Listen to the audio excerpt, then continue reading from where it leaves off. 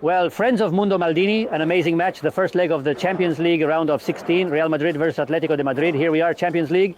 What a match, what a match. Enjoy it on Movistar, of course. The heretic Gabeg, the Santiago Bernabeu is impressive. The roof is amazing. This stadium is something else. Well, you already know what happened in the match, but we will analyze it in depth later when the match is over. I'm going to go down here so that tomorrow you can have it from the pitch itself, which, by the way, is perfect. Just to mention, you can hear the noise of the fans outside the stadium here. This is completely closed because the teams, the buses, are arriving. But as I was saying, I will go down to the pitch later to give you the notes on both teams, Real Madrid and Atletico de Madrid, from this Champions League match. But before analyzing the match, I want to tell you a little detail, come on. Well, you already know, friends of Mundo Maldini, that Fivers is the social network for football fans, the one we needed for football enthusiasts. I have my account. You need to create your account. Today, for example, 2 people are going to be at this match, Real Madrid versus Atletico de Madrid, because they won those 2 tickets for today's match. And what I want to tell you is that we also have 2 tickets for the return match. Next Wednesday at the Metropolitano, Atletico de Madrid versus Real Madrid, return leg of the Champions League round of 16. It's as simple as following the Fivers profile and posting on that Fivers profile the result you think will happen, what the result will be in that return match. Just that, nothing more. With that, you enter to win 2 tickets for that return match, Atletico Madrid, Real Madrid. And now, let's analyze what has already happened in this first leg match. Tremendos. Real Madrid versus Atletico de Madrid. Come on, let's go.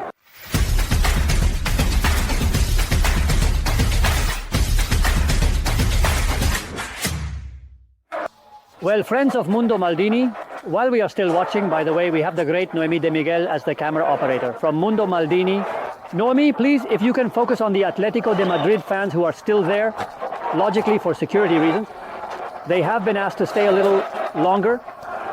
Well, you already know that Real Madrid has won 2-0 against Atletico de Madrid. The return match is going to be impressive. Everything remains very open. Here comes the great Jose. Please come through, the great commentator. Yes, you can come through. It's fine. This time we're here, we're improvising. It's normal. Well, what a tremendous match we've seen here at the Santiago Bernabeu. The tie remains very open for the return match. Very open for the return match. And I have the feeling, friends of Mundo Maldini, I have the feeling that the great Jorge is passing by here. A world champion is passing by here.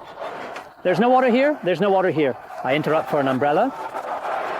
There it is. No, all of this is beautiful. This is Mundo Maldini. This is Mundo Maldini in its purest form.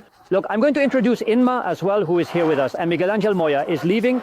Well, the return match is left to the great commentator, Jose Sanchez, who is leaving. How are you? Well, man, I've left the match ready for Wednesday GB. That's right. Well, let's continue. We never stop here. We never stop, friends of Mundo Maldini. This is Mundo Maldini. Well, I was saying I'm going to position myself well so that now Noemi, no one will pass. I have the feeling that Atletico de Madrid has let a great opportunity slip away.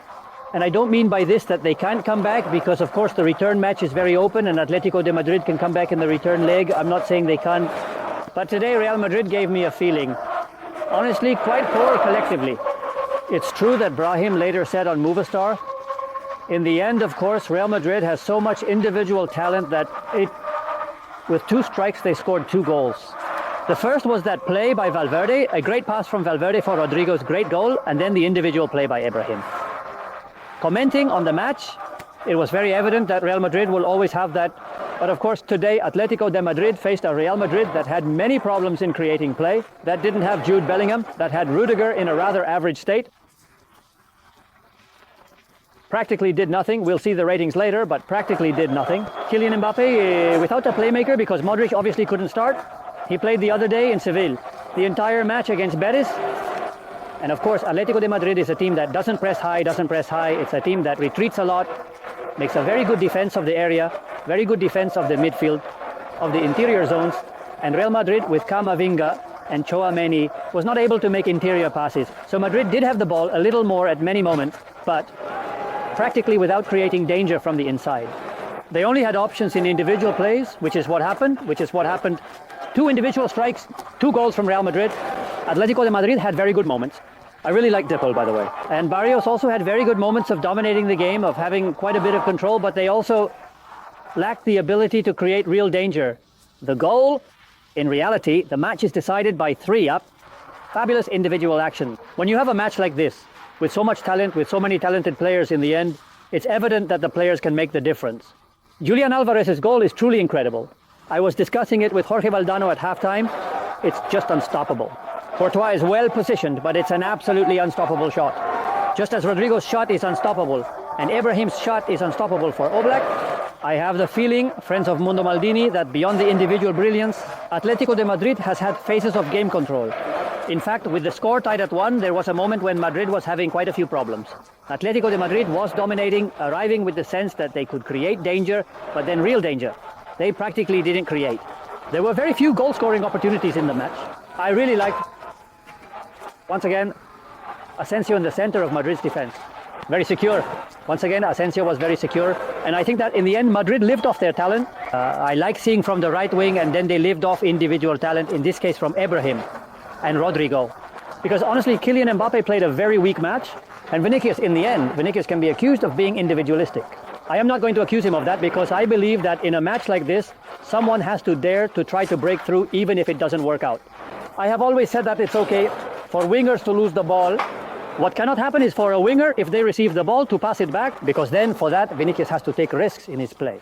Today things didn't go perfectly for him, but he tried to take risks, and he is the only one who did, because Mbappe was never found.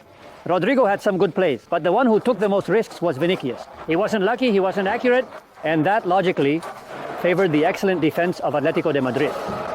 Once again, this is not a criticism of Cholo Simeone, but once again, well, a little bit, yes.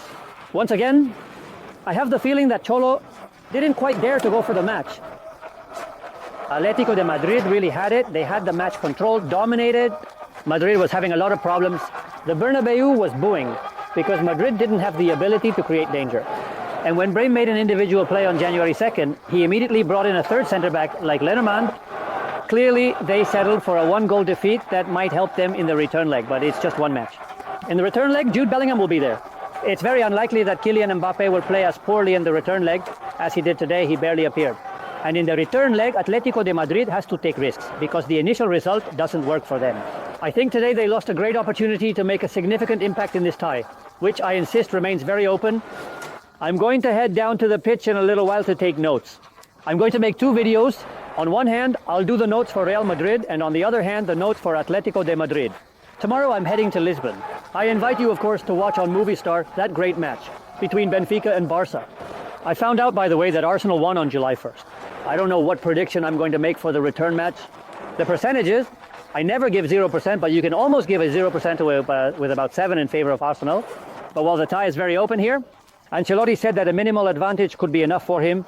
He has a minimal advantage. Madrid hasn't risked much either with January 2nd. It was a match in the last minutes. Madrid had a chance to make it January 3rd. But the feeling is that both were quite satisfied with January 2nd.